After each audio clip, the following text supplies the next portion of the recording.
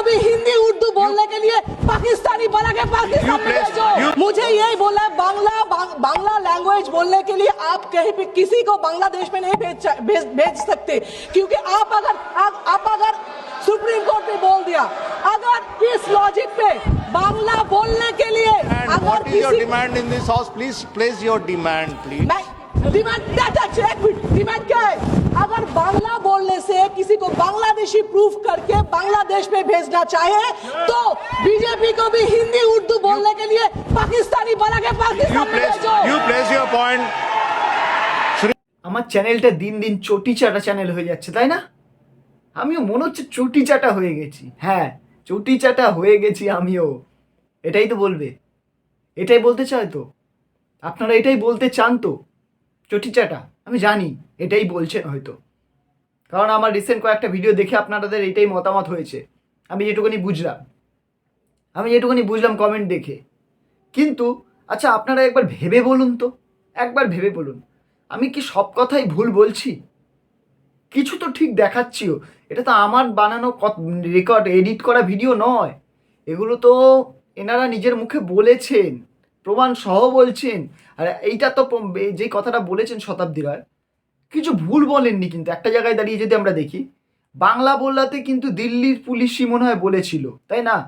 Delhi police বলেছিল না বাংলা ভাষা, ওই বাংলা ভাষা মানে বাংলাদেশি। তাহলে এই উর্দু ভাষী মানে তাহলে পাকিস্তানি কেন নয়? ঠিকই তো কথাটা, যেই কথাটা বলেছে ঠিকই তো বলেছে। বাংলা ভাষা বলাতে যদি সেটা বাংলাদেশি হতে পারে, দিল্লি পুলিশ বলেছে। হ্যাঁ, দিল্লি পুলিশ বলেছে এটা। সেখানে দাঁড়িয়ে দিল্লি পুলিশের কিছু লোক বলেছে, সেটা আমি যাচাই করিনি, কিন্তু হ্যাঁ ভাই, ভিডিওটা খুব ভাইরাল হয়েছিল। কিছু উদ্বাস্তু লোককে যখন ধরেছিল, দিনমজুর খেটে খায়, তাদেরকে বলা হয়েছিল, খবরের কাগজও দেখিয়েছিল, শুনেছি এটা আমি জাস্ট তোমাদের থেকেই সার্ভে করা। তো কথা হচ্ছে সেটা কথা নয়, আসল কথা হচ্ছে বাংলা বললে যদি বাংলাদেশি হয়, উর্দু বললে কেন তাহলে পাকিস্তানি হবে না? হওয়া তো সত্যি উচিত। যখন ধর্ম নিয়েই কথা হবে, ভাষা নিয়েই কথা হবে, সব কিছু নিরপেক্ষভাবে করো না। বাংলা বললে বাংলাদেশি, তাহলে উর্দু বললে আপনি পাকিস্তানি হয়ে যাও। সেদিক দিয়ে দেখতে গেলে তো অনেক উর্দু লোক বাদ যাবে, তাই না? অনেক উর্দু লোক বাদ যাবে।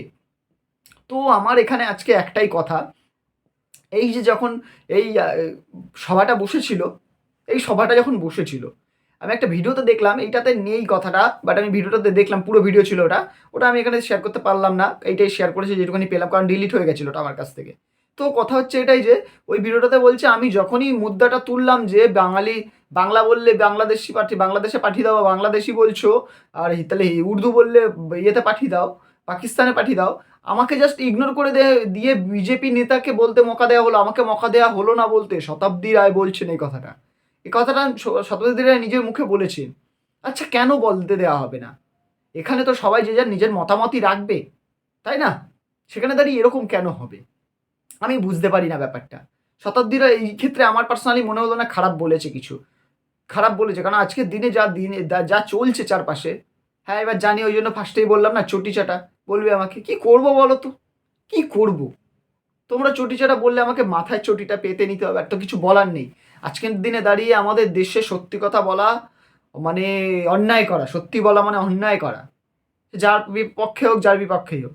তোমরা আমার চ্যানেলটা একবার প্লিজ দেখে আসো বন্ধুরা, যারা চটি চাটা বলছো বা যারা নতুন দেখছো, তারা একবার দেখে আসো আমার চ্যানেলটা গিয়ে। আমি কি সত্যি ওই চ্যানেলের মানে কোনো একটা নির্দিষ্ট পার্টির হয়ে কথা বলি? আমি সব পার্টির ভালো মন্দ তুলে ধরি, আমি নিরপেক্ষ একটা চ্যানেল চালাই। তো যাই হোক, তোমাদের এক একজনের এক এক রকম মতামত, তোমরা আমাকে জানাও তোমাদের মতামত কি, কার ভালো লাগলো, কার খারাপ লাগলো, আর কে কথাটাতে এগ্রি করছো সেটাও জানাও আমাকে।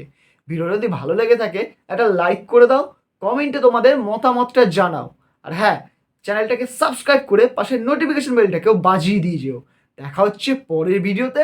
আজকের মতন টাটা।